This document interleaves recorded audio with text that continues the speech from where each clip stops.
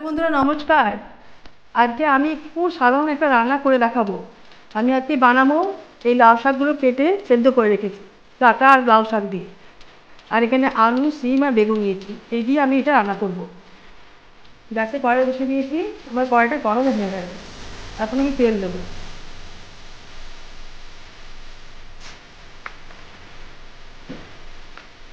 তেলটা গরম হলে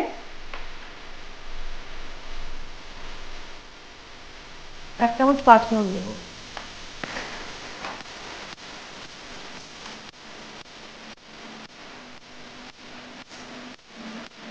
পাঁচফোড়নটা ভাজা হয়ে গেলে এর মধ্যে আমি দুটো শুকনো লঙ্কা দিয়ে দেবো গোটা, আর একটা তেজপাতা।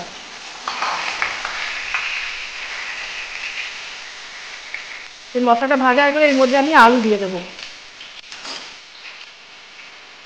আমি এর মধ্যে এই আলু কেটে কেটে সেঁকে দিয়েছি।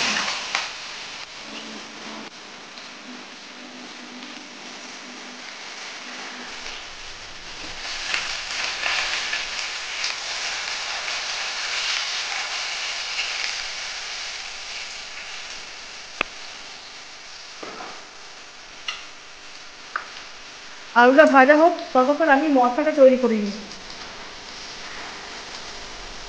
এর মধ্যে আমি 4 চামচ সর্ষে দেব। এই ভর্তি ভর্তি 4 চামচ সর্ষে দিলাম, মিক্সিতে ঘুরিয়ে নেব।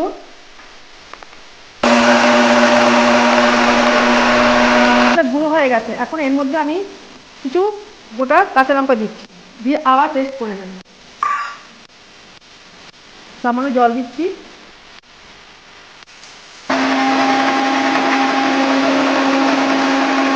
এগুলো মোটামুটি ভাজা হয়ে গেছে। এখন এর মধ্যে এই বেগুনের সিমগুলো দিয়ে আরেকটু ভেজে নেব।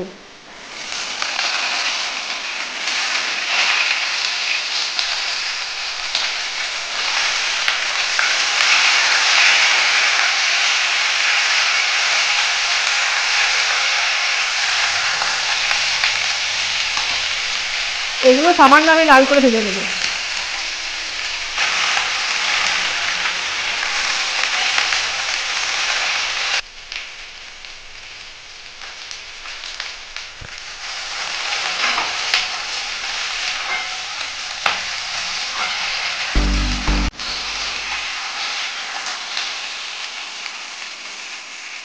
আমার সিম বেগুলো ভাজা হয়ে গেছে। এর মধ্যে এই আদাটা বেটে রেখেছি, এটা দিয়ে দিচ্ছি। এই 2 চামচ মতো আদা বাটা আছে।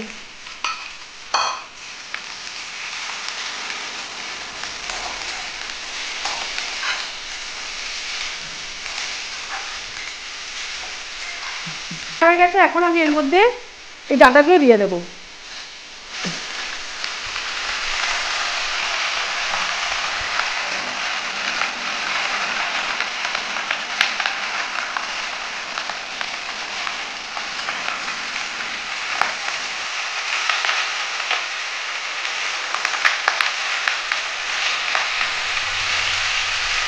ডাঁটাগুলো ভালো করে কষিয়ে নেব।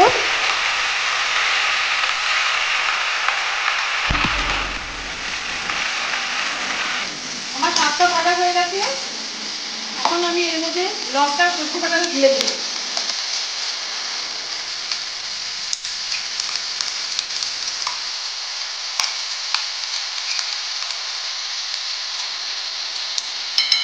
এখন আমি এর মধ্যে হলুদ গুঁড়ো দিচ্ছি, 1 চামচ হলুদ দিলাম, আর পরিমাণ মতো লবণ।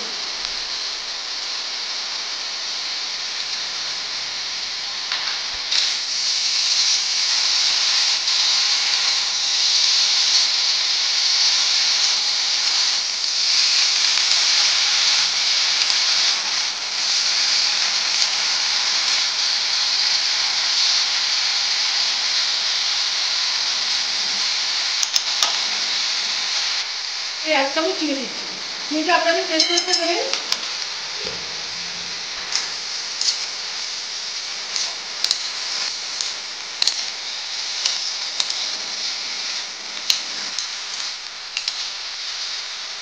রাস্তা কিছু সিদ্ধ করে বলছি, হলেও খুব টেস্ট হবে। আপনারাও বাড়িতে রান্না করে খাবেন এইভাবে।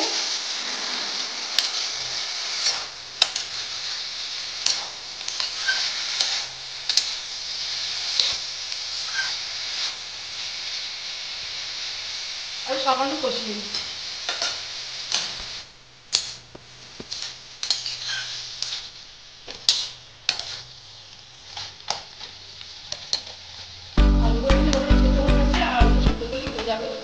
আচ্ছা আমি একটু ভালো করে কষিয়ে নিই।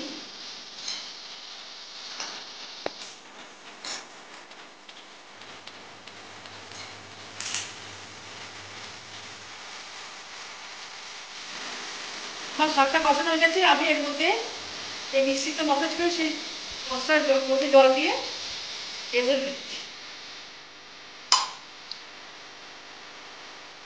সামনে জল দিচ্ছি।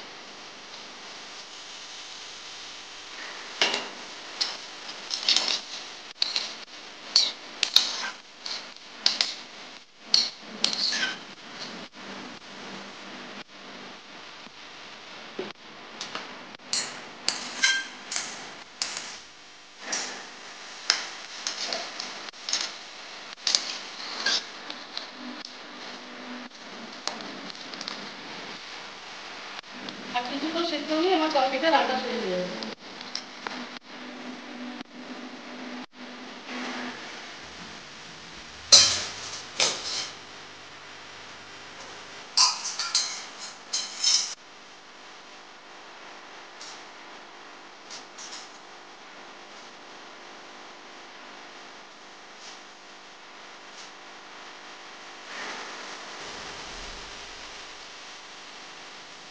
আমার তরকারিটা প্রায় বসেছে। এখন আমি নামানোর আগে এর মধ্যে সামান্য একটু সর্ষের তেল দিয়ে দেবো কাঁচা, খুব ভালো গন্ধ বেরোবে, তরকারি খেতেও খুব ভালো লাগে।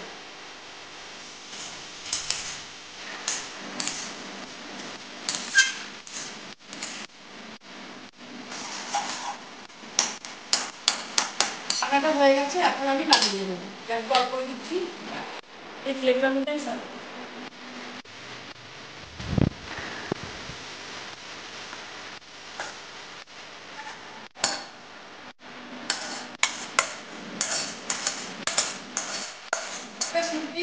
খুব টেস্টি। আপনারাও বাড়িতে রান্না করে খাবেন, সবাই খাবেন, ভালো লাগে লাইক শেয়ার কমেন্টস করবেন। Thank you for watching.